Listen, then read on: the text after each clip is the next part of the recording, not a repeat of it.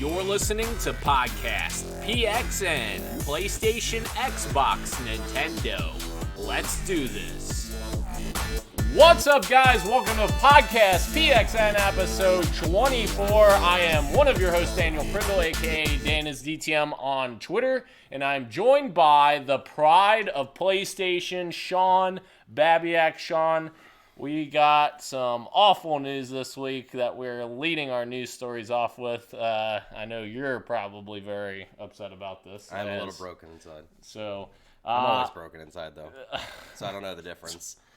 Thank you to everyone watching live in the chat and participating. Just as a reminder, we are live each and every Wednesday at 8 p.m. Eastern Time on YouTube. All you have to do is search Podcast PXN, and you will find us on there. Remember, the show always starts with the PXN news of the week, so let's go ahead and jump right in. As I already alluded to, there is a little bit of news this week about Kobe Bryant, unfortunately, passing away, which was so hard. Yeah, it was a very sad time this weekend to hear that news. Obviously, him and his daughter and the other seven people that were on the helicopter. It's just absolutely awful, and definitely feel bad for his family and reaching out to them with all of our thoughts and everything. So the first news story is NBA 2K20 actually has a tribute in the very beginning of the opening sequence, I guess, when you boot up NBA 2K20, like the live social area, where they basically put a tribute to Kobe Bryant there with Lakers jerseys. Everyone in the social arena had Lakers jerseys and was basically conglomerating all together to kind of celebrate Kobe Bryant and everything he did for basketball. So I thought this was a cool news story that I just wanted to drop in there right at the top of the show. Yeah. I mean, obviously, Kobe Bryant hits hard for me. He was my player growing up. He's the reason why I'm still a Lakers fan to this day. Why I stuck with him during the rough seasons a couple years ago. So it really does suck to lose him. I'm even remembering my second favorite basketball game is Kobe Bryant game. Kobe Bryant basketball on the N64. Actually, the second one. I couldn't tell you how many countless hours I played when it was basically a 3-on-3 with Kobe, Shaq, and Derek Fisher. And then you played threes. It kind of reminded me a little bit of a sim plus NBA Jam mechanics. And I love that game so much. And obviously, of course, I was the Lakers. I was Kobe. That was my guy. Yeah. So it sucks all around. And I can only imagine what his life cut short would have done for media in general. I mean, obviously, he branched out. He won an Academy Award last year. There was talk of him doing maybe something a little bit better than Kirk Schilling when it came to going into video games with his production company and stuff. And I think, as we all know, athletes, as much as they, get that dumb jock mentality, they're also gamers. I mean, I couldn't tell, what was it, during the postseason of 2 years ago for the Red Sox, they had to ban Fortnite because it became so bad that all the players kept playing it. Yeah. So, I mean, they obviously love games. They're always traveling. I guarantee all of them have a Switch. So it sucks to lose them. I'm really happy to see this tribute. I think it would be really cool if maybe we were able to get some form to play Kobe Bryant basketball again, just as even more of a remembrance of him and his greatness that he showed on the field. Yep, absolutely. Those sentiments I echo completely, and I think everyone around the world echoes those same sentiments. Ben posted in the chat, RIP, which, yes, rest in peace. Thank you, Ben. Thanks for participating. Continue to do so. Our next news story, Patapon 2. Greg Miller is very excited about this news. Patapon. Were you ever a Patapon guy? No, I've never played any Patapon. I played the first, they're cool. Don't get me wrong. They're interesting rhythm games. Yeah. They came out around the same time as Loco Roco and stuff like that. I liked Loco Roco better than I did Patapon because I thought Loco Roco was a little bit more interesting. Parappa the Rapper. Well, that was obviously years before. Right. but I never got his excitement. But sorry, I didn't mean to cut you off. No, you're good. So it's coming out tomorrow. Actually, they just announced. So obviously, it's a rhythm game. That's all I know about it. And I know Greg Miller's extremely excited about it. There's an audience for it. It's just not necessarily something I'm interested in. I would agree on that. I mean, it seems like a perfect PlayStation Plus game. Yeah. Same thing with like Concrete Genie, as we talked about, or the fact that Order 1886 is yet to come to PlayStation Plus. Yeah. I have no idea why. For being a 6-hour campaign game, that would be a perfect PS Plus game. Agreed. But I mean, that's cool for people that want it. Obviously, the Greg Millers of the world, but it's just not something I'm probably going to pick up. Yep. So our next news story, Byleth is officially out now for Smash Brothers Ultimate. So obviously we've both racked up hundreds of hours playing as Byleth at this point. Had 0. Yeah. One, it was announced today. Yeah. That the character was out. Yeah. We'll have impressions on the next episode. Yeah. But I'll dabble, but I'm not at all thinking I'm going to put forth that much effort into this character whatsoever. Neither of us were excited about the announcement. We were hoping for something else. Now I'll see if I can find the Cuphead stuff. Oh, that'd be cool. Yeah, just to see what that looks like visually. And everything. Yeah. So next news story, Metro Exodus is getting its expansion number 2. This is the second of 2 expansions coming out February 11th. So this expansion to me looks interesting because the first expansion, I believe, was like a prequel. It followed Colonel Miller, I believe, who's the main colonel in the game that he's like your superior officer, essentially. But this expansion is actually following a character that is trying to journey back to America, essentially. So this is Sam's story, essentially, is what it's called. It says, in this sandbox survival expansion, players will forge Sam's path on his journey through Vladivostok. Did I say that Russian? Vladivostok. On his mission to find his way home to the USA. So this is kind of interesting because Metro's always been a series based in Russia, and this has heavy spoilers in it if you haven't beaten Metro Exodus, so I'm not going to read the rest of it because it's kind of spoilerish, but essentially the idea of this is very interesting based on the ending of Metro Exodus. Journeying to America and like what's that journey going to look like. I'm very interested to check this DLC out. I haven't played the first DLC yet, but I imagine when this comes out, I'll probably try to drop both of them in. Do you have the season pass? I couldn't remember. I don't know, but if I don't, then I will get it. Because I love Metro. Exodus I wasn't as high on, but these 2 expansions are a lot more linear focused based on how they're talking about them. So that definitely interests me more, having a more linear experience rather than Exodus that's very open-ended. So I'm very excited to check both of those expansions out, but this one's coming February 11th. So moving on, because I know you don't know much about Metro. You haven't played any of them. Maybe with the Control DLC, I can stop talking. Yes. No, this next one you can talk about. Ori and the Will of the Wisps has gone gold officially, which is exciting. Game of the year 2020. Yeah. I mean, we say that jokingly, but it's a very good game, purportedly, if we base it on the first game. The second best Metroidvania, in my opinion, to Super Metroid. Yeah, agreed. Well, the first game? No, Hollow Knight's my first. Oh, no. I mean the first game in the series. First one, yes. Yeah. So this is exciting that it's gone gold, so we definitely know that it's not getting pushed back release date-wise because it is getting a physical release. That's why it's going gold, essentially. Yep. Obviously, there's day one patches and all that, but we're both very excited about this, and I cannot wait to play that on day one. It's been...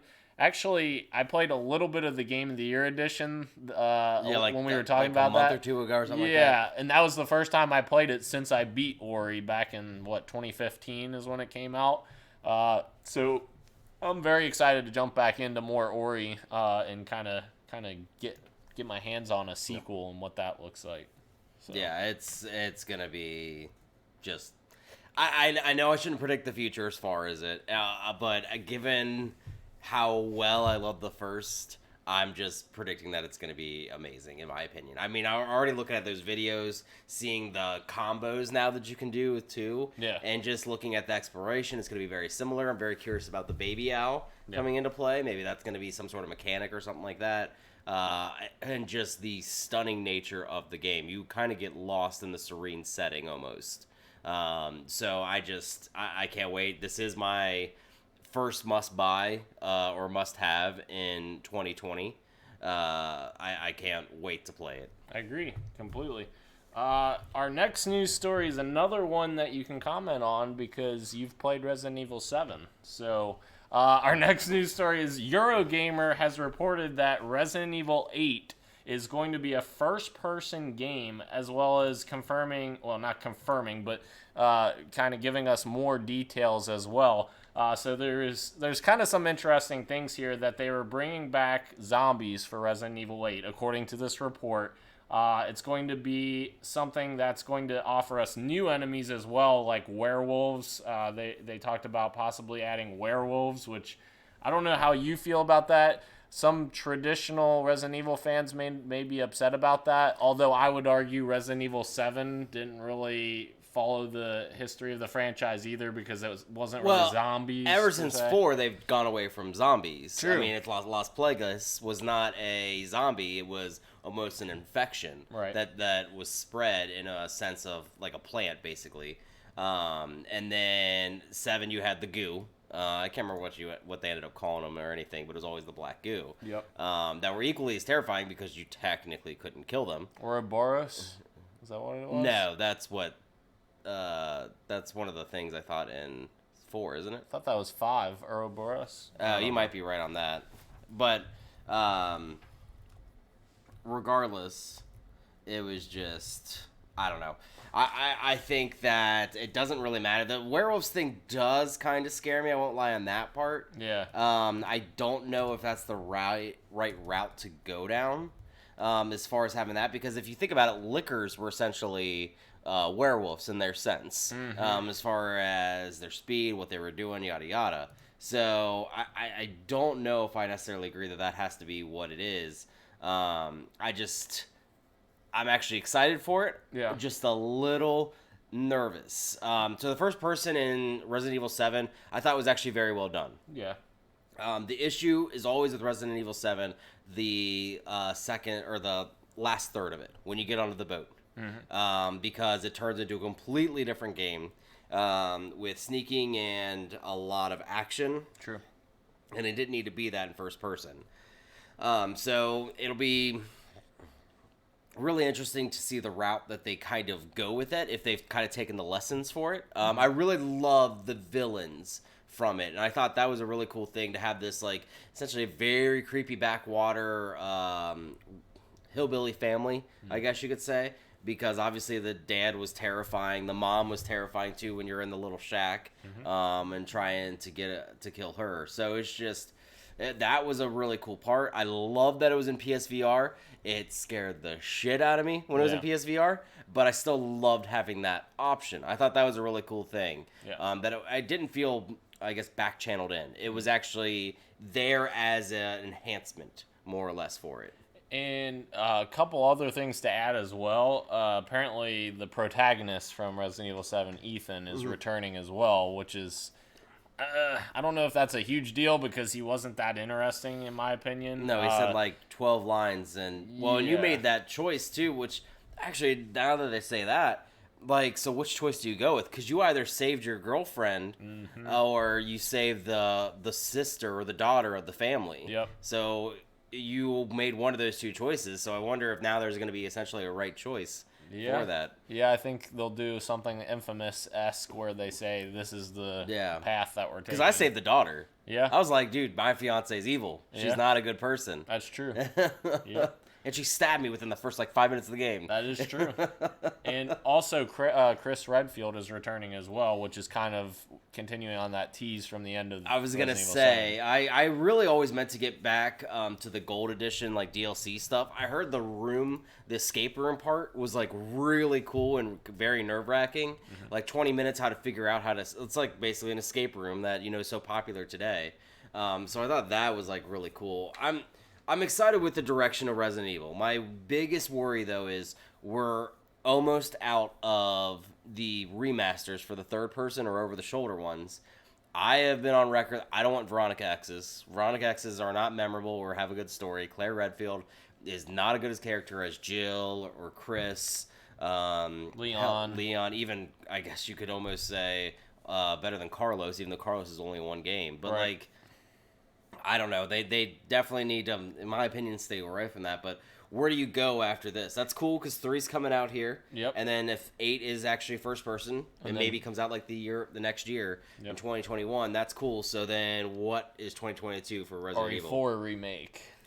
Obviously, I will die for that one. That would be awesome. Because we've talked about there's still some issues with that game. Yes. That haven't aged well, but even fidelity-wise, graphic-wise, it still holds up. Yeah. It doesn't look bad. Imagine looking at that being chased by the chainsaw guy. Beautiful HD type stuff. That would be amazing. Yeah. I think we both agree, though, Resident Evil 4 should be the cutoff for remakes. I don't see a need for a remake for 5 because they could do a redo of 6 and make it a good game. Yeah,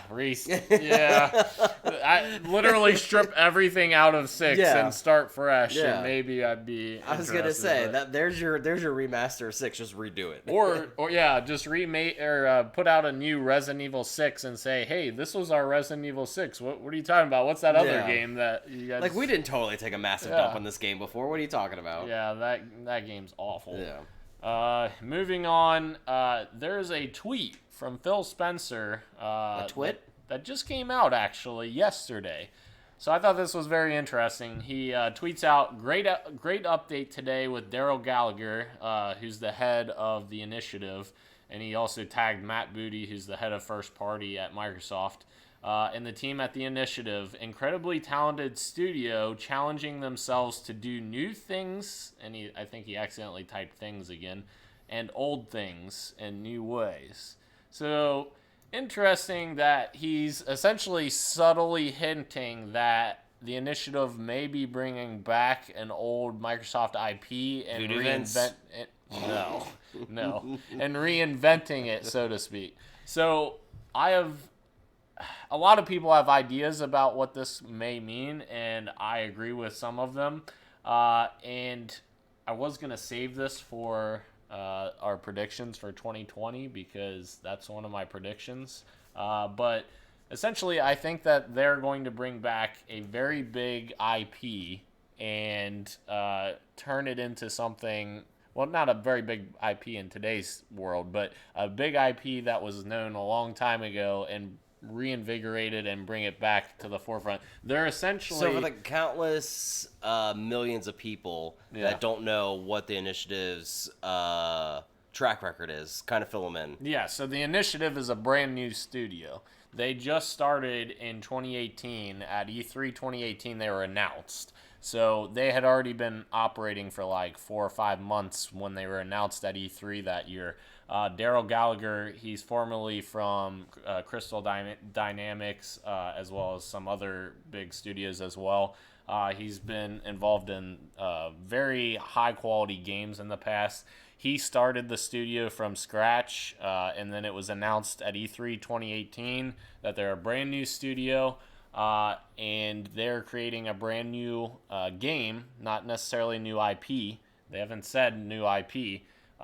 And they're supposed to be essentially Microsoft's quadruple A studio that's supposed to match that of like Sony Santa Monica or Naughty Dog or someone of that nature. Well, now Santa Monica. Yeah, now I would say they're quadruple A after God of War. So that's the idea that they're looking for something like that. So they're definitely they're either going to need to get some big IP, which again, I have a prediction for later on, but or create something new that's very original that we haven't seen before and kind of excite people with that.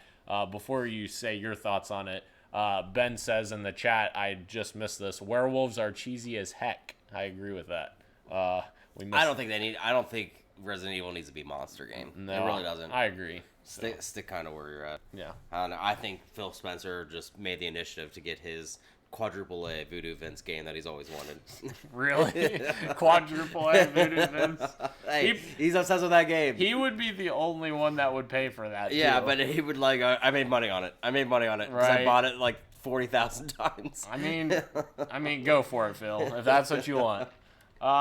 Moving on. I thought this was really cool, so I threw this in here. I thought the way they announced this was really cool. So Apex Legends announced a new character. They sort of subtly hinted at a new character. The thing is they were announced. It was officially announced now. Is it official now? Because the season pass is announced. Okay. The season starts on Tuesday. Okay. Next week, February 4th. So it's official then. Well, I'm going to start playing again on Tuesday. So they announced it by doing this. They put files for a character that isn't actually the new character in the game, like in the game files, and then posted this video of the same character that was leaked, so to speak, in the game files that people found, and because obviously if you put stuff in the game files, people data will miners, find it. Yeah, exactly.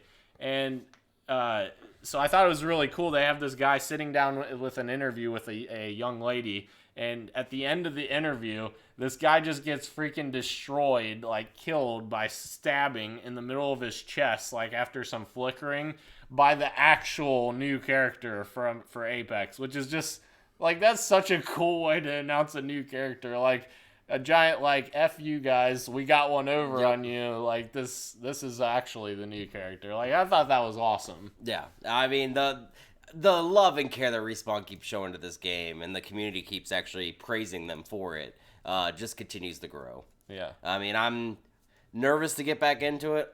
We'll see what happens. I'm not 100% sure if I will, but I've said I'll go back in Season 4. Yeah. But I don't know. I'm interested in. I mean, obviously, I missed all of Crypto, so I didn't ever play as him. I never saw the new map either, so I am excited to get back in. I just love just what they continue to do. I mean, I just there's no other way to say it. I feel like it's on that level of Fortnite support. How Fortnite, those developers aren't making any new games. That's going to be their game for, again, another 10 years still. Yeah.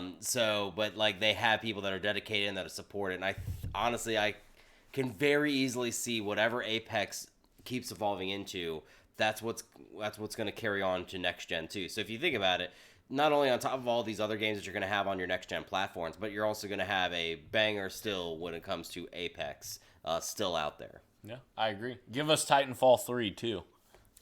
There's supposed to be some sort of Titanfall spin-off that came out last year that I know in the fall. Yeah, that got canceled, right? I think it got pushed back. It didn't get canceled, but they never officially announced it. They just said there was something Titanfall related that got pushed out of the fall. So I'm kind of interested to see if Titanfall 3 ever comes back, just because of how successful Star Wars Jedi Fallen Order was and how successful Apex continues to be. I'm not sure that their resources will be spread pretty thin if they try to go any other. Well, and technically Apex is set in the Titanfall universe. That's true. Yes. So, I mean, I think that's kind of their way. I mean, pretty much they have all the guns for the better part in in Apex. Yep. So I think that's kind of the route they go. I know EA pretty much just screwed over Respawn anyways with the release of Titanfall 2. Regardless of it being multi-platform at that point, they still gave it the worst window pretty much of all time. Yeah, that's true. It was Modern Warfare, Battlefield, Battlefield, then Titanfall, and then the following week Modern Warfare. It was the stupidest not Modern Warfare, but Call of Duty. Call of Duty, my bad. But the stupidest freaking launch in my entire life that I've seen. I agree. So what about this idea on next gen, Titanfall 3 with Apex Legends as the multiplayer portion? They won't do it because it's a very different. I agree they won't do that, but it was just something to get us a new Titanfall DLC campaign. Could see some sort of Apex like mode where you have Titans. That would be cool. Yeah, I think that. But they don't Apex doesn't have wall running, and that's what really brought that whole because Black Ops started doing it, or not Black Ops, sorry, but just Call of Duty in general just started doing it for 4 years in a row, where they had that futuristic shooters and wall running, and Titanfall is really the ones that brought that to the forefront. Agreed. And they talked about this for the development of Apex Legends. They originally did have Titans in the game, but they took them out. Yeah. So. I agree. I think that would be cool. Even like an LTM, a limited time mode for Apex. They've announced like 2 recently because Chris was trying to get me to get back on. I'm just like, I made a hard out. I have to stay. You have the addiction. When I did my PlayStation wrap up of 2019 and seeing 303 hours, and then he had like 800 something. I'm like, all right, guys, we have a problem. Yeah, I'd say. Like, it can't be just one game that much. Yeah, how can you guys possibly play one game that much? That's just... All right, Judgy, I'd cry to see your Halo lifetime play. I think I do have that, actually, from last year. I think I have a little graphic here. I just meant your lifetime play of Master Chief. My lifetime play, okay. Well... I feel like it might equate to an entire year of your life at this point, real-world hours. It doesn't even have a time on here. That sucks. I was hoping it would have a time. But anyways, moving on, free PlayStation Plus games have been announced, and they're actually a pretty good set this month. It is a banger coming out in February, man. Yes, I agree. Ridiculous. We've got BioShock the Collection, which includes 2 of probably my favorite games of last gen. 1 and 3, basically. Yes, 1 and Infinite. And we also get The Sims 4. I mean, it's a good game. It's The Sims, so if you like The Sims, then you like it. And we also get a little bonus game called Firewall Zero Hour. I am stoked for this, man. I've wanted this PSVR game forever. Yep. I know Greg Miller and Jonathan Dorbish. Jonathan Dorbish at IGN and Greg Miller, kind of funny games. Yep. But they were always going on and on about this game, and I never checked it out. So I'm stoked to see this game finally. By the way, the BioShock collection comes with all the games DLC too, and 2 has some of the best DLC you'll ever play. Infinite's DLC connects it to the other ones in a better way than the actual game. Yep. But yeah, so I mean, I'm stoked, especially given what Microsoft's were this month. You had Call of Cthulhu, Star Wars Battlefront on 360, so not the one that came out. Yeah. OG. Oh no, AG Xbox. Sorry, not the one that came out like 3 years ago. Yep. So don't get too excited with that. And I can't remember what their other one was, but it was still something. Games with Gold hasn't been good since they pushed heavily on Game Pass Ultimate, really. Which, that is a very true statement, because it's their focus is not giving away, essentially, the free games when it comes to you just having the online service. It's buying into the Netflix-like service that they're offering. Yep. I totally understand that. We've said before that Sony and Microsoft are going different routes as far as to reward their customers. So it just depends on, honestly, what the titles are. Yep. These are 3 amazing titles that Sony's are getting. There's no reason why you wouldn't at least put these in your library so you can have them. Even if you don't own PSVR, download Firewall, because you never know. Mm-hmm. If you end up getting one later, or PlayStation 5 supports it, and if it works with that, which I don't know, that's a good question that I don't know if we know the answer to yet, if PlayStation 4 VR games will work on PlayStation 5. Yeah, well, your unit works on...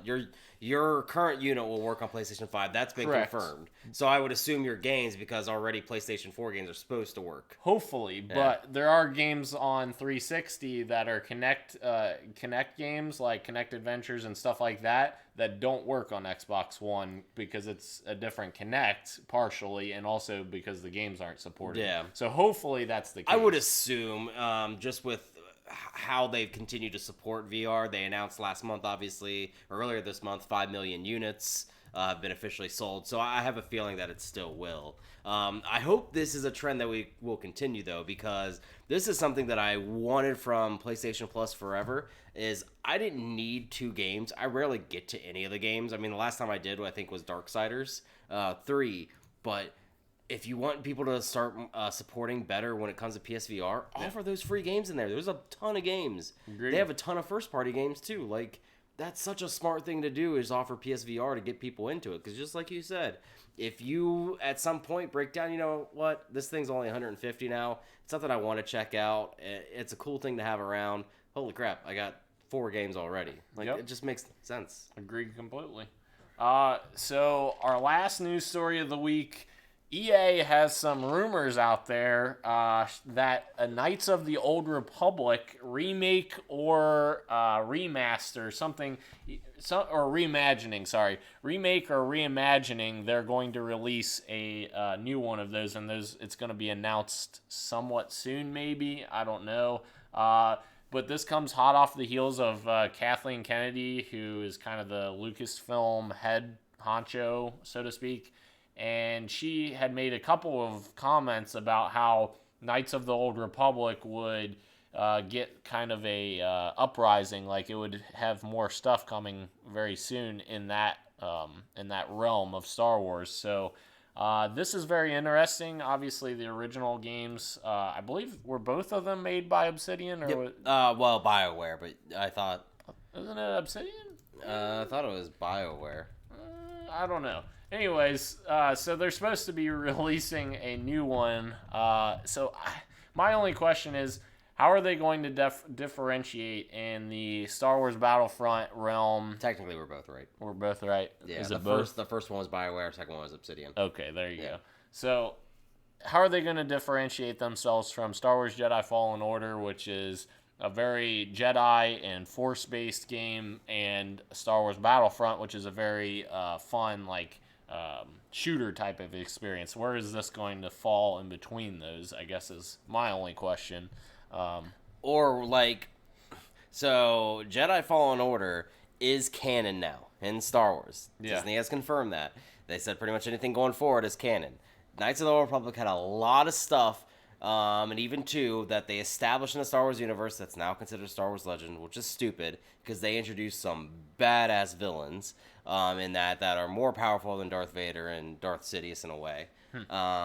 But that's where I would be curious to see where they're going to go with it, because there is something you can do with it, because Knights of the Old Republic is all supposed to be about before the Skywalker, essentially, or the Skywalker saga. So there's a lot you can do, because as Star Wars myth has grown throughout years, that's a lot more things that technically have happened. The comics have done it, the television shows have done it, where there is stuff far beyond comprehension as far as Skywalkers themselves. Yes, they're an integral part of the Star Wars stories, especially with the movies, but they develop a lot of things that are able to be taken away into the Skywalker saga. Gotcha. So I'd be very curious to see, God, I wish I could remember the first villain. Well, and there is rumors that they are essentially taking the best parts of the first two games and basically combining it into one game and kind of reimagining Darth Malak. I couldn't remember. And they're gonna reimagine it to fit in the Star Wars canon of the current. Ooh. So essentially, they're just gonna take the pieces that work in canon now, and that's the rumor that's going around. So that'll be interesting to kind of see what happens on that front.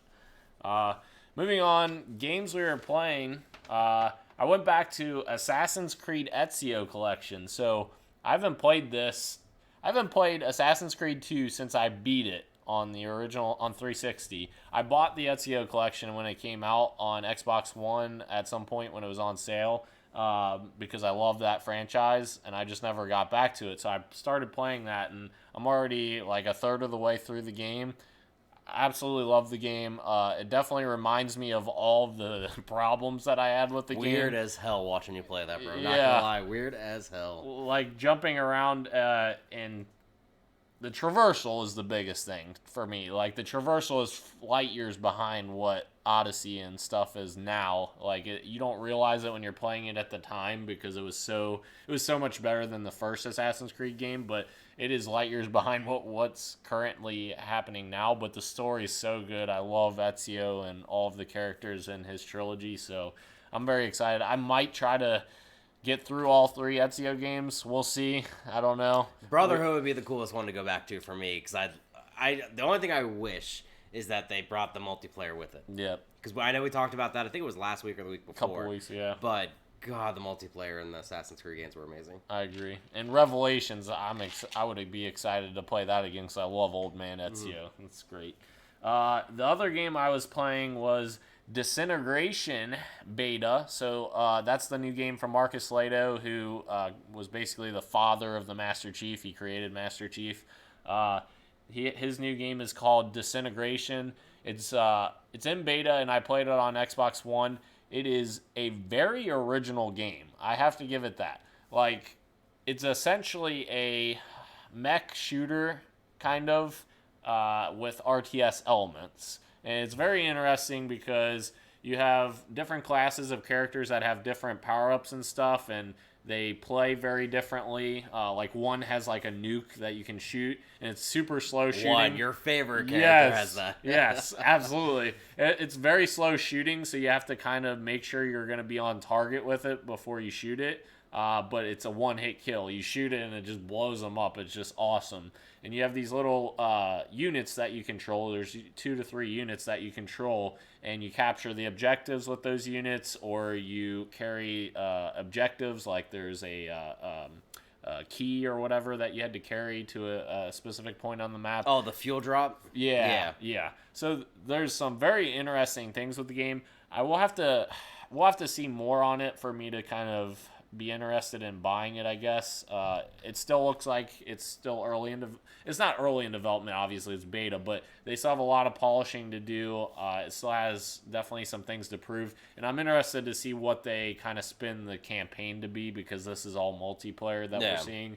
But it would look very interesting idea. Yeah. I'm not 100% sure. It looks like I mean, you had to even mess with the sensitivity because it's like more or less a slower type movement, especially when you're flying around. Mm-hmm. But I can always appreciate developers trying something different. Yep. Not the same old same that we've seen for years type deal.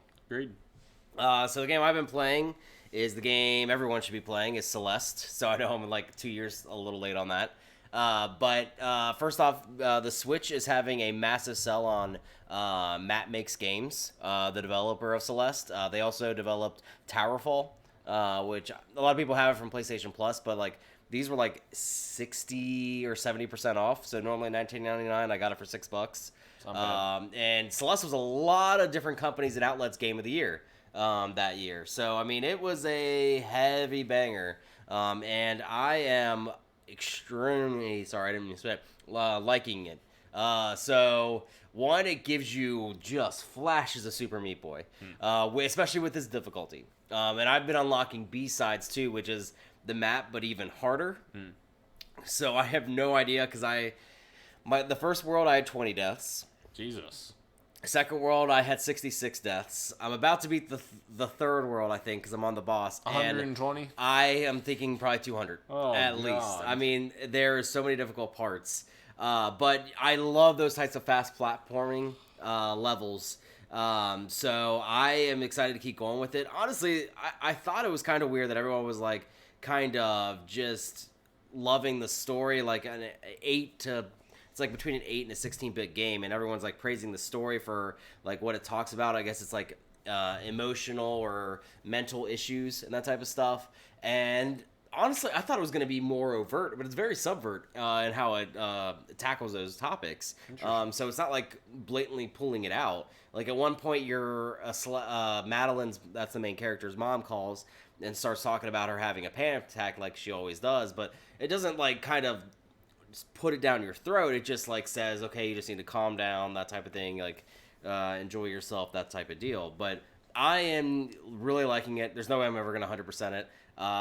I've watched some videos on YouTube with speedrunners on how they like don't die, and I'm just like, you are my god, more or less, to do that stuff. Insane. So yeah, it's definitely a game I'm gonna keep playing. But if you never played Towerfall or this game, seriously, for like $12 on the Switch, you could check out both. That's a huge sale. And honestly, with you saying that you've died like 300 times, that definitely sounds like a game that would be up my alley. Well, not. Well, I mean, you liked Super Meat Boy, didn't you? I never played it. You never did? Okay. Well, I mean, the nice thing about this game and that game is the load into it. Yeah. It's quick. Yeah, you die and it's immediate. You're back into it right away. So you can either figure out what you're doing or move on, essentially, to that. Don't get me wrong, it's tricky platforming. It is, but it's also intuitive, and you really feel like the mistakes were your own, not the game's. Okay. I know sometimes when you were playing Donkey Kong Tropical Freeze the previous weeks, you felt like no matter what you were doing, the game was almost against you, as opposed to what you were doing. Right. This doesn't feel that way. You saw me getting frustrated, but it was my own frustrations. Right. Okay, cool. So moving on to the topic of the show, this is game predictions for 2020. So basically, we're just going to run down some of our predictions. We both chose 7 predictions for 2020. This is just generic predictions, what we think is going to happen in the industry. If anyone that is watching live has any predictions for what they think we'll see in 2020, it could be anything game related that you think we'll see in 2020, whether it's release dates or price points or whatever you think we'll see, just drop it in the chat and we'll read it out. So, Ben does not predict you will get good at Call of Duty. Ben, he didn't type that. You just made that up. I love how you looked to see if he said that. God. All right, so my first prediction is Xbox Series X, I think, will be revealed at $499.99 price point, so $500, and a Series S will also be announced at a $349.99 price point, so essentially a $150 difference there. I think they're going to have a substantial difference between the two consoles because obviously the rumored 12 teraflops compared to the 4, that's triple the power. So I'm just kind of thinking in my head what that would look like price-wise. The GPU's that much more powerful. So GPUs are pretty expensive. That's one of the most expensive parts on a console. So I'm just thinking $150 more powerful GPU is what I'm thinking. But that's just my first prediction. So my first one, sticking on kind of console prices, PlayStation 5 will be also $499.99, though I disagree with your prediction as far as the Series X, and still will remain the number 1 selling console at least through the end of the year. My thought process when it comes to the number 1 selling console is I think this continuation of the console war is more about ecosystems than it ever has been before. Mm-hmm. And that's where I think Microsoft has the toughest, but yet best. So they have the toughest issue, but they also have the best solution to get you over to their platforms. Because they did lose a lot of people to PlayStation this generation, this time around, with just their messaging at the beginning of the console generation.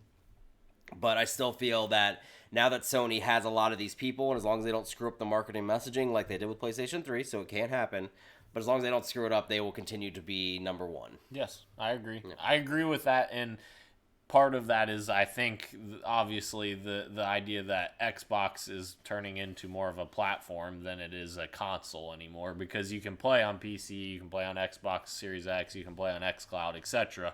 And with one of my predictions a little bit later, that kind of leads into that as well, which I'll just go ahead and do that one next since it kind of leads into it.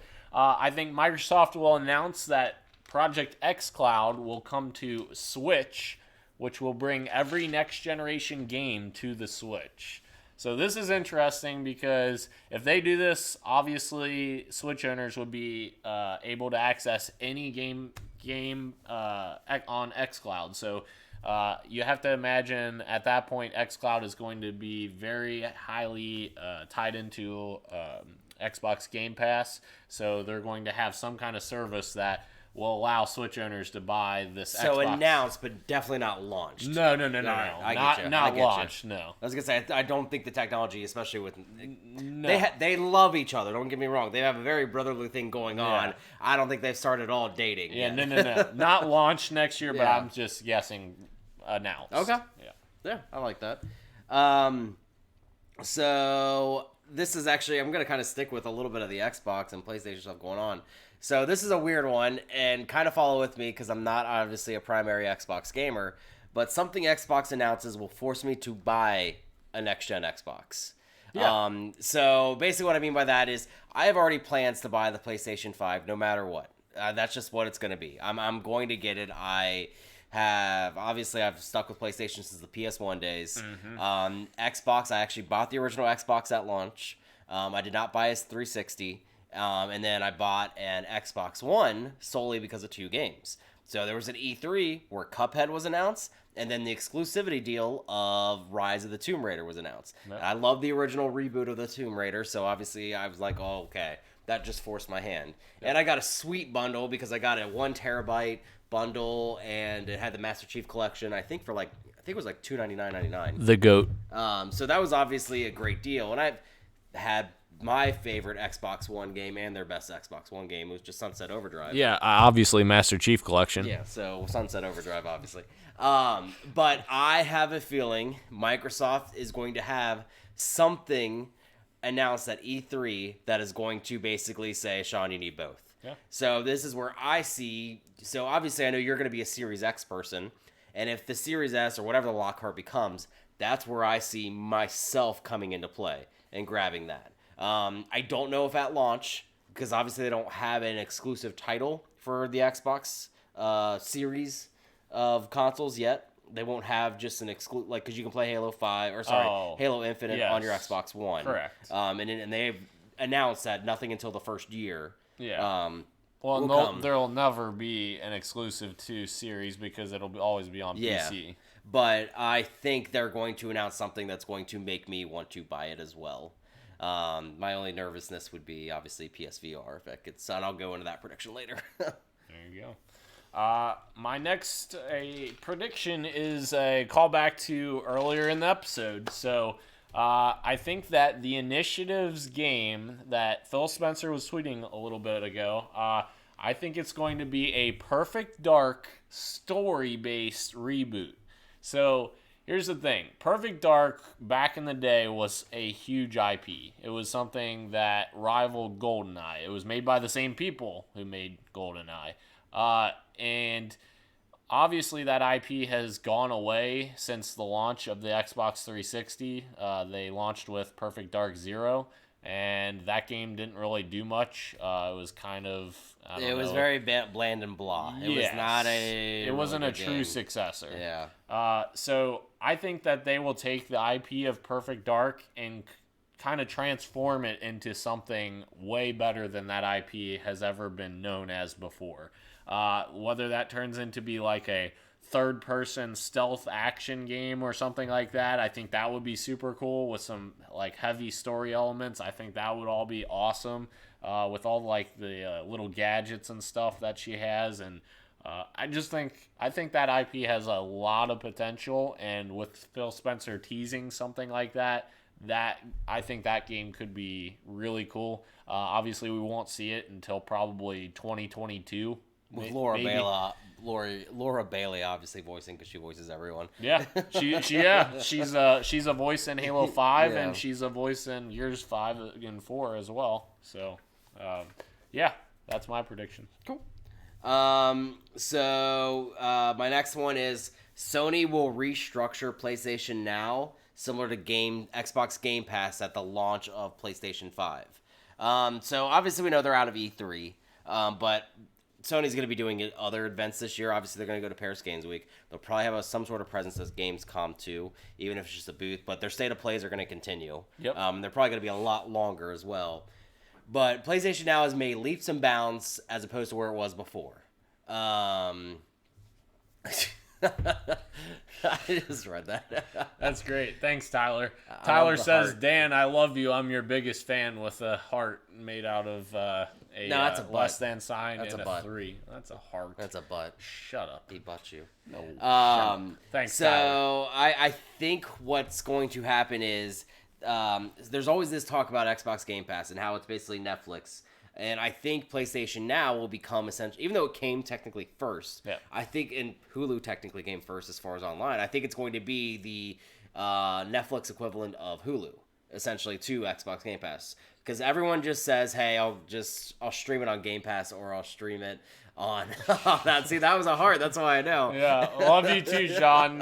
Shut up, Tyler. Now you can get out of here. Get out of here. But there are still some issues. One of which is the first party stuff. Yeah. I don't necessarily disagree with the route they're going in. The only downfall is Xbox's route is almost trumping them. Right. They do have a lot more catalog to select from as far as PlayStation 2.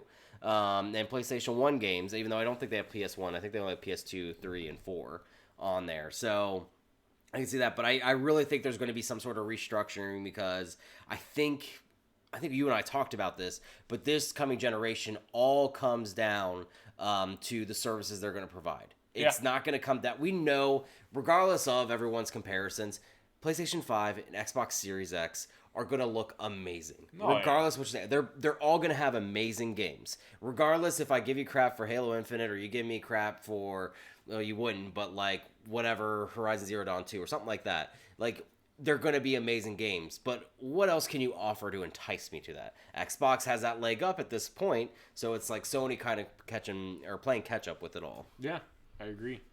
My next one, kind of leaning towards that, Horizon Zero Dawn. Guerrilla Games, I believe, will announce Horizon Zero Dawn 2 as a launch title for PlayStation 5. So obviously, the original Horizon Zero Dawn came out in 2018 or 17. 17. It's the same year as Breath of the Wild. 3 days before. You're right. Yes. So that just lends to my worst time to release. Yes, that lends to my idea even more because they released in middle of 2017, which means that they would have 3.5 years at fall of 2020 to make Horizon Zero Dawn 2. That's why I think that's going to be Sony's flagship game, so to speak, this fall. I think that's going to be Sony's big game to go against Halo Infinite for Microsoft and Xbox Series X. And I think it's going to be obviously amazing because the first game was such an amazing game, and I'm very excited to see what Guerrilla continues to do with that IP. So that's my prediction for that one. The only thing that makes me kind of doubt that is that there was that posting from last week about hiring for multiplayer for Horizon Zero Dawn. That's true. However, it could be an add-on afterwards. Yes, I agree. Like Last of Us Part 2 that's been removed. Essentially, it's its own thing now. So you never know with that stuff. So my next one is Sony will announce an upgraded version of PSVR. So almost like a PSVR 2.0, because there's already been essentially 1.5 update that kind of lessened your cords. But I really think they're going to keep leaning into PlayStation 5. They obviously have first-party studios dedicated to this. Yep. Sony London, for example. So they will continue to push this, and I think they already announced that your PSVR system is going to work with the PS5 that you have now.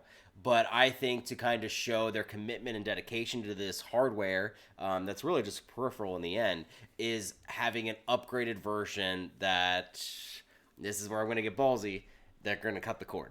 They're going to go Oculus Quest-wise. Because Oculus Quest you still can't get. So play without the console or just play wirelessly? Wirelessly. Okay, because is the Quest the one? The Quest is just you don't need the PC. Right. But you can play it standalone on the headset. So but you can't find them at all. Like, they've been sold out for months, and when they come back in stock, they sell out. Yeah. So it's not wireless. It's just you play it on this headset itself. Yeah, but that's what I mean by wireless. Because, like, as you've seen me play, I have two wires pretty much hanging out of the back of my head like I'm in the Matrix or something. Yeah. So that's what I think is going to happen. I think there'll be a bundle, too, with this whole thing when PS5 comes out. And since we're assuming PS5 isn't going down the Xbox route, it's having two models, I will definitely probably spend, like, however much to get both at the same time. So this doesn't have to go with your prediction, but how much do you think it's going to cost? I think, personally, I think that'll be $400. $400? Yep. I think it'll launch at the same price point that PSVR originally did. Because right now, PlayStation VR is $200. Right. So, and like I just said, it's still going to work. So why not give an upgraded model that's going to be a little bit more expensive? Just like Lockhart and Series X. Right. You're going to have your, not base, but almost lesser, and then you're going to have your monster. Yeah. So I can really see that happening. All right. Actually, I just want that to happen. You just want that to have more powerful hardware. Yeah. Next, I have Playground Games is going to announce their Fable reboot that has heavily been rumored for a while now, with no release date attached. I think that was your safest prediction. Personally, think so? I think it's your safest prediction. So I almost said with a release of 2021, but the only hesitation I give to this is that we haven't seen anything from it. And Microsoft tends to announce things and then give it like a year or so before showing it off significantly. Halo Infinite is a great example of that. Announced E3 2018. We didn't get a gameplay trailer until E3 2019, so a year. So I think that will be very similar in that regard. Actually, we didn't get a gameplay. Just to clarify, we didn't get gameplay from Halo Infinite. We got an in-engine trailer. Yeah, that's it. But that's why I think this game possibly is a fall 2022 game. It'll be interesting to see what happens there, but I do think we'll get some kind of tease this year.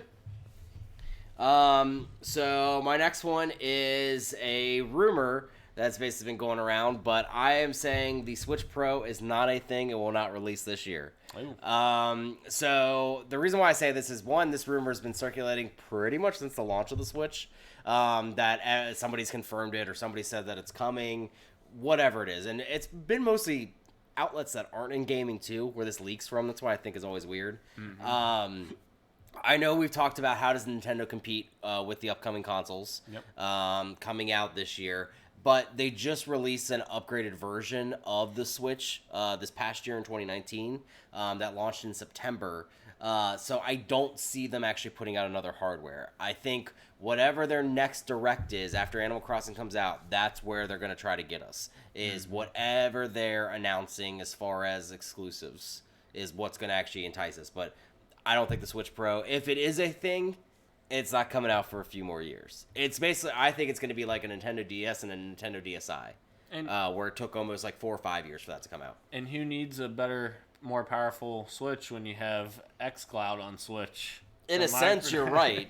If that were to come into fruition. But like, I would love, you remember how PlayStation used to tout their Vita attachment rate? It was a very high attachment rate when it came to games. Like, I think it was 13 games minimum per Vita, which is huge to think about because a lot of people actually don't buy that many games. And I would be very curious to see what the Switch is. Now, I know that's not a huge console you're into, but you do have your favorites that you like. But you see me all the time playing mine. I have, including indies, probably over 50 on mine. Just because I always look at those eShop sales. Right. So I would love to see what that attachment rate, and I think that's where Nintendo continues to shine. Is it was Xbox first, then it was PlayStation, now it's Nintendo. That is your indie machine. Yeah. My next one is, I feel like this one was pretty safe, so I think I'm gonna adjust it a little bit. Continuing on the Nintendo hype train, Nintendo reveals a Metroid Prime trilogy this year, I believe, with a release date of this year. Hopeful. They have disappointed me, though, for the last, 3 years. I don't think it'll happen. I just feel like it's been rumored for so long, it has to be a thing. I wonder if it's been rumored or wanted. It's so hard to tell anymore. That's true, yeah. It's been heavily wanted, and there's been some rumors, so I think this is finally the year, because assuming that Retro is doing everything okay and everything, they're not having any problems, I would think that Metroid Prime 4 will be ready for 2021. That's just my guess, because that was 2018 that they took over, so that'd be 3 years. I still say 2022. It's possible. Just because of them publicly saying we started over from scratch. Right, yeah, it's possible. But that's just my thinking. If they release Metroid Prime Trilogy this year, then next year would give Retro 3 years if they were ready for Metroid Prime 4. So, I would love it. I mean, I really would. I hope it's a thing. I would love to replay the first one, especially. So my next one is Xbox Game Pass will have a day one Ubisoft game. So we obviously know both consoles coming out this fall. Xbox Series X is obviously the only one that showed off anything. I think when they start doing their console announcements or console specific things, that'll be about the time that other games are announced. And I think one of 3 Ubisoft games is going to come onto the platform on day one. I think either the rumored Assassin's Creed Ragnarok, Gods and Monsters, or Watch Dogs Legion. I think one of those 3 will be a day one Game Pass game this year. The reason why I say that is because I think that is the next step in evolution of Game Pass. We already know about all their first party stuff. It's been talked about ad nauseum. I think this is now where they take the next step. You already see it essentially kind of from Disney Plus with some of their live action movies coming very quickly to the platform as opposed to waiting a year or so for DVD sales and all that stuff. So I think Ubisoft is going to try to test those waters and see, Okay, well, we got 3 games coming out within like 2 quarters of each other, essentially. Mm-hmm. So let's try to give one of these a chance. See what happens if we lose anything, if we make money, yada yada. The only reason why I don't think that's going to happen is because Ubisoft announced that PC, I can't remember what it's called. The Uplay, it's basically the Uplay equivalent to EA Access. That they have their own games on PC that you subscribe to this and you get their games. That's the only reason why I would think that wouldn't happen. I would see it more that they would try to create their own service because every publisher wants to get their own thing. Every company in the world wants their own streaming service, and it's like there's so many out there. I was going to say, eventually, just like as we're already seeing in the TV space, it's going to become oversaturated and not worth its weight in gold. No. But continuing on your Xbox Game Pass hype train on the Series X launch day, my next prediction leads into that. Is it your last prediction? Yeah, my last prediction. Halo Infinite, which is a little indie game you might have heard of. Indie as far as quality, I agree. Get the heck out of here. Anyways, Halo Infinite, only the biggest deal in 2020 by one of the best developers in the industry. Mark my words. Anyways, Not Cyberpunk. Not Cyberpunk. Nope. Halo Infinite will be a top contender for Game of the Year in 2020. And what I mean by that is I think it will be in the nominations for Game of the Year for 2020. So usually there's like 5 nominations. I think it will be one of them. I've said it many times before. I said it last week. I'll say it again. This is 343's Halo 3. You mark my words. There is not a single person that knows as much or more Halo stuff than I do and that listens to as many developers from 343 as I do and follows Halo as much as I do. And I say Halo Infinite will be one of the greatest Halo games of all time and will be a contender for Game of the Year 2020. In the words of a famous bad guy, good luck. All right. I don't need luck. All right. So my last one is we've already got a teaser for this. Is Breath of the Wild 2 is officially coming this year, and I'm going to add on to this, Zelda is a playable character. Really? Yes, so I'm going bold with both. So one is, we've talked about this too, that Zelda, obviously, what was the attach rate for Zelda for Switch was higher than the actual console sales. Yeah, I always remember that when we were at work talking about it. At launch, yeah. But this is going to be a massive seller and a massive way to keep gamers on the Nintendo platform when it comes to these new consoles. I think that has got to be their strategy when it comes to this fall. How do we keep... So, Daniel, you're playing Halo Infinite, of course, but can I entice you with a little something from Breath of the Wild too? Yeah. Just kind of dangling that carrot in front of you to see, because as we both talked about, we put about 100 hours into Breath of the Wild. And it's still an ever-expanding game, essentially. We never even got back to the DLC. I played Heroes mode, but that was hard as hell.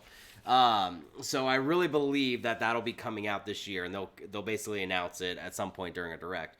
But the reason why I believe Zelda is going to be a character is because this Zelda is a lot different than previous Zeldas in the past. Yep. This is a more adventurous Zelda. This is a Zelda that actually reminds me of Princess Zelda that was a pirate in Wind Waker. That was out and about, actually doing things. Wasn't just stuck in the castle or consistently just like, well, Ganon has me, that type of thing. Now, granted, in the Breath of the Wild game, Ganon has her the whole time, but you see a lot of memories from when she was basically growing up of her going out and about, her meeting the 4 heroes, all this stuff. So I really think that they're going to dive deeper into you being able to play as Zelda.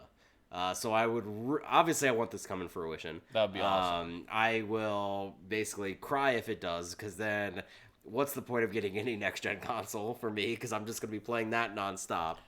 Well, here's to hoping it comes out like early summer. I don't think so. Like June, July. Oh, God, dude, you're hoping way too much on that one. My guess is if it's early, September's the earliest. Which, at this point, look, this will be the first time I do this. Fuck you, September. Because if Cyberpunk comes out. Obviously, it's coming out in September, and Zelda. Yeah. I mean, there goes your life. Oh, man, I just don't know if would Nintendo launch that game. I guess they would because they did Odyssey in the fall, but Breath of the Wild, the first one, came out in Spring. May? No, March 3rd. March. So, man, just give it to us sooner. We want to play that before everything else comes. I don't think it's gonna. I think that's how they get you. Man. That's how they keep you into the fold. God, that sucks. All right, well, that's the end of our episode, guys. Appreciate you guys coming out to support the show live in the chat. Appreciate everyone coming out. Tyler, Ben, appreciate it. As always, remember you can follow us on Twitter at Podcast PXN and Facebook as well. We are live each and every Wednesday at 8 p.m. on YouTube. And that's it, guys. Much love and keep on gaming. Deuce.